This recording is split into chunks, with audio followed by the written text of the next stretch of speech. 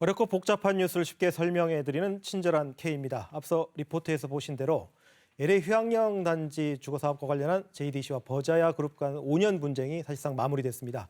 취재 기자와 조금 더 깊게 짚어보도록 하겠습니다. 뉴스룸에 오늘도 신익환 기자 나와 있습니다. 안녕하세요. 자, 신 기자, 이거 말도 많고 탈도 많은 사업이죠. 어떤 사업인지부터 한번 정리해 볼까요? 네, JDC가 제주도로부터 예래 단지 개발 사업을 위한 시행 승인과 도시계획시설 실시계획 인가를 받은 게 지난 2005년 10월입니다. 그래픽을 보면서 설명을 드리겠습니다.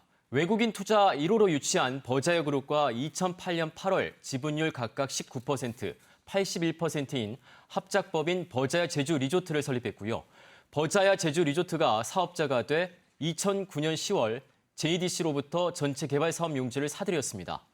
버자야 제주 리조트는 1조 8천억 원을 투자해 레지던스 호텔과 리조트 호텔 등 초고층 건물과 콘도미니엄, 메디컬 센터, 쇼핑시설 등을 갖추는 것으로 사업 계획을 변경하고 도시계획위원회 승인을 받았습니다.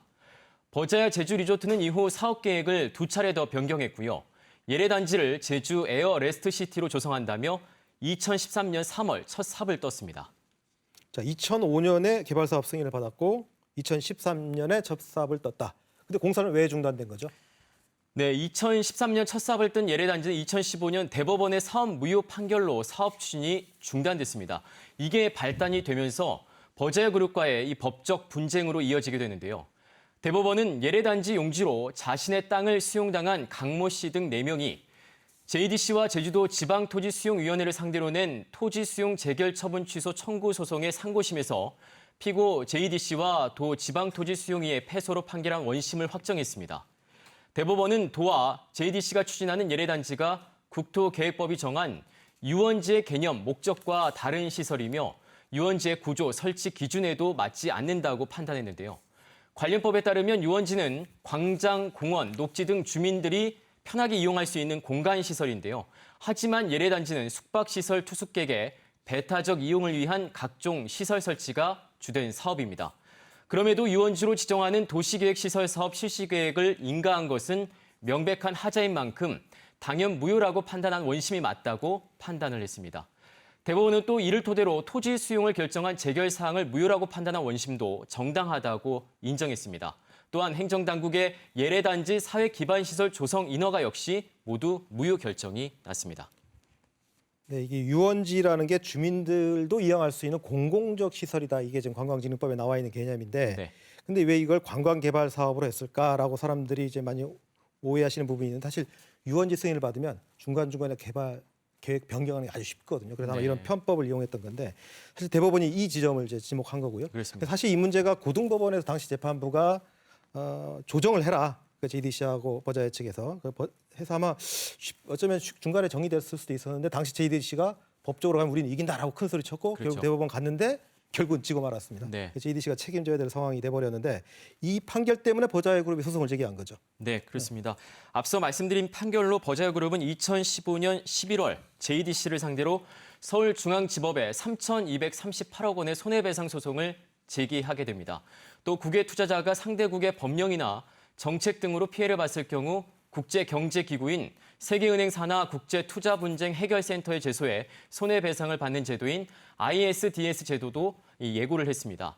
버자야 측은 ISDS 제소를 준비하면서 투자 금액과 더불어 미래 가치를 고려한 손해까지 계산해 4조 1천억 원의 배상을 주장했습니다. 그러니까 국내 법원에는 3,200억 원의 손해배상, 그렇습니다. 그리고 ISDS 국제소송으로 갔을 경우에는 미래 가치까지 고려해서 4조 1천억 원. 네. 어마어마한 돈인데 뭐 이렇게 주장을 하고 있는 상태인데, 어쨌든 대법원 판결로 사업이 무효가 됐기 때문에, 그럼 당연히 토지를 수용당했던 토지주 입장에서는 이게 뭐냐라고 또 그쪽에서 반발이 있을 수밖에 없는 거 아니겠습니까?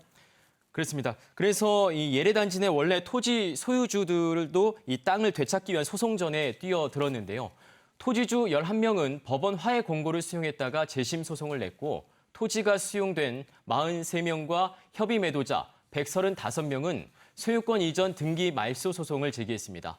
또 협의 매수자 2명은 2건의 환매 소송을 청구했습니다.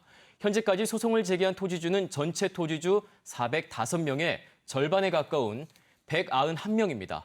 이들이 소유했던 토지는 전체 사업 부지의 61%에 이릅니다. 만약 이들 토지주들과 극적 타협에 이르지 않는다면 사업 추진은 불가능한데요. 앞서 나종훈 기자가 뉴스로 전했지만 주민들과 협의하면서 상생 방안을 찾는 것이 가장 현실적으로 여겨지고 있습니다. 이번에 이 소송이 일단락된 게 말 그대로 일단락이죠. 그러니까 네. 문제가 풀린 게 아니라 사실 이제부터가 시작입니다. 왜냐하면 지금 화면에서 보시겠지만 저기 짓다감한 건물들이 지금 계속 보이지 않습니까? 네, 지금 그렇습니다. 저걸 어떻게 할 거냐 이게 가장 중요한데 오늘 JDC가 오늘 기자회견에서는 새로운 사업을 하겠다고 밝혔습니다. 그 새로운 사업이 뭡니까? 네, 문대림 이사장은 오늘 기자 간담회를 열었습니다. 토지주와 지역 주민 제주도와 소통하면서 각 주체들이 동의하는 새로운 사업 계획을 수립해 적극적으로 추진하겠다는 입장을 밝혔는데요. 일단 토지주들과의 문제 해결이 전제 조건이 돼야 하겠고요.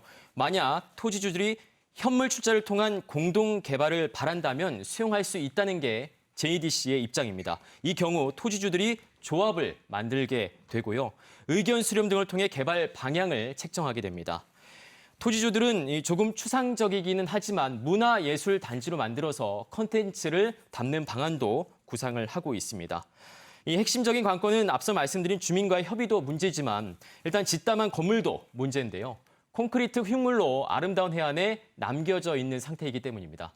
JDC 측은 안전 진단을 우선한 뒤 건물의 활용 방안을 만들겠다고 설명하고 있습니다.